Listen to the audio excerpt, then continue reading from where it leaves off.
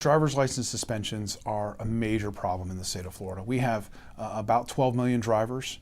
We suspend 1.4 million driver's licenses a year. It's a huge amount of driver's license suspensions. 80% of the driver's license we suspend any given year is not for a driving related offense, it's for failure to pay a fine or a fee.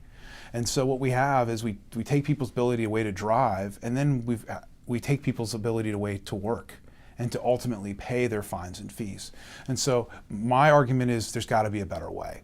And so what we've worked on over the last 6 months is to create a piece of legislation that we think looks at the driving related offenses and says, all right, there are some things that clearly we need to suspend driver's licenses for, like the DUIs. But there are other things like graffiti or truancy that maybe aren't the right thing to suspend the driver's license for.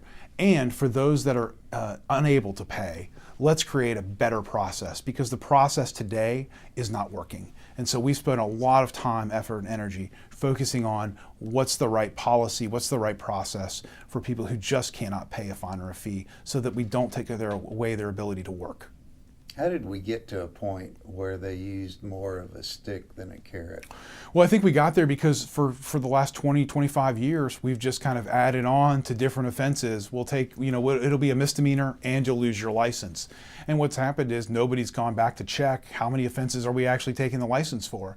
And what you realize if you go over to the county courts is they're spending an inordinate amount of time on suspended driver's licenses. And people are pleading to driving on a suspended driver's license when normally they would never have done that. And so how do we create a fairer, more balanced process? And I think with our legislation, we get there.